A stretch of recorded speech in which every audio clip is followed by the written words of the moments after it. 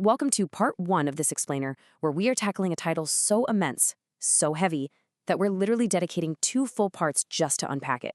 We've saved the biggest for last, folks. Today we're diving into the Messiah, and specifically, we're going to uncover the exact kind of king the ancient world was actually expecting. Okay, so let's start with this incredible number 11. The Quran actually uses the title al-Masih, the Messiah, 11 times, but it never actually defines it, not once. That is a really remarkable number for a title to just sit there totally unexplained. So that launches our whole investigation today. What exactly did people expect this figure to deliver? When this word was spoken out loud, what was the actual weight of it? Well, to figure that out, we have to look at the word itself. Messiah comes from the Hebrew word Mashiach, which literally just means anointed one.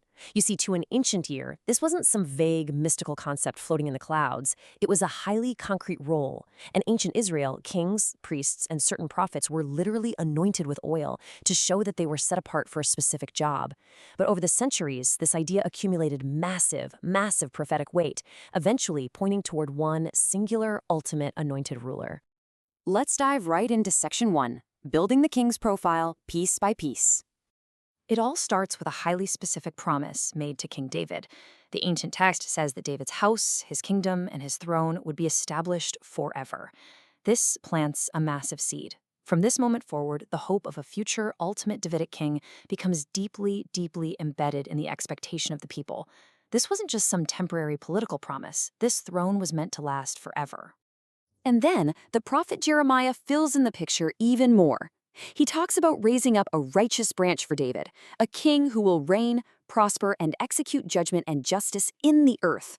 Notice that language. This isn't just an abstract, spiritual hope for the afterlife. No, this is a real king on the earth who's going to reign and execute literal, tangible justice. Let's move over to the prophet Isaiah and see how this continues to build. Because now, we're no longer just talking about a royal title. Isaiah says the government will be upon his shoulder, an actual, eternal government administration resting squarely on his shoulders. He's coming to establish it with judgment and justice forever. It's an administrative, royal, and completely permanent reality.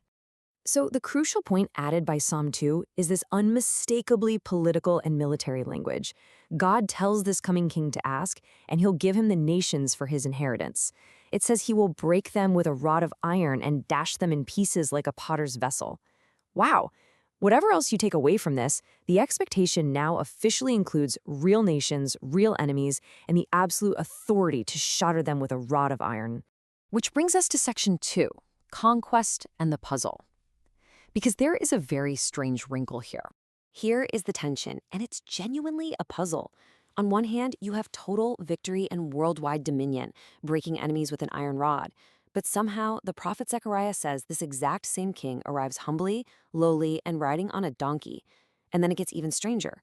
God says the chariots and the battle bow will be entirely cut off, and this king will speak peace to the nations. So wait, victory and worldwide dominion are achieved, but all the normal machinery of war is completely removed? Keep that in the back of your mind, because that is wild. And calling back to the prophecies we explored in a previous explainer, Daniel adds the ultimate cosmic layer to all this. Whoever holds this title isn't just a regular earthly king. The text says one like the Son of Man comes with the clouds of heaven, and he receives from God a kingdom and an everlasting dominion that literally never passes away. The scope of this profile is just mind-blowing.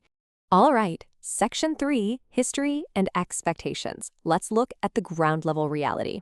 Because we have to remember, for Jewish communities living under brutal Roman occupation, the Messiah wasn't just a polite religious idea you talked about on the weekend. It was a matter of intense political weight. Manuscripts like the Dead Sea Scrolls prove they had very concrete expectations. They desperately wanted divine intervention, national restoration, and freedom from foreign domination. And yeah, those hopes absolutely featured intense militant overtones. If you track the centuries of prophecy, you can clearly see how these promises transformed into a life or death expectation. By the 1st century, the people living in Roman-occupied Judea were basically a powder keg, just waiting for the spark of this promised king to set them free. In fact, this expectation was so explosive that it played out in real time. Jesus just finished feeding 5,000 people, and the crowd's energy absolutely spikes. They attempt to seize him and violently force a coronation right then and there. They wanted the conquering king, but what does he do? He departs. entirely alone to a mountain. He completely rejects their attempt to force the issue. Let's look at section 4, disciples and hopes, and the reality of unmet expectations.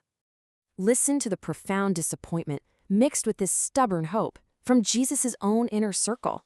After the crucifixion, 2 grieving followers actually say, "We trusted that it had been he which should have redeemed Israel." It's in the past tense.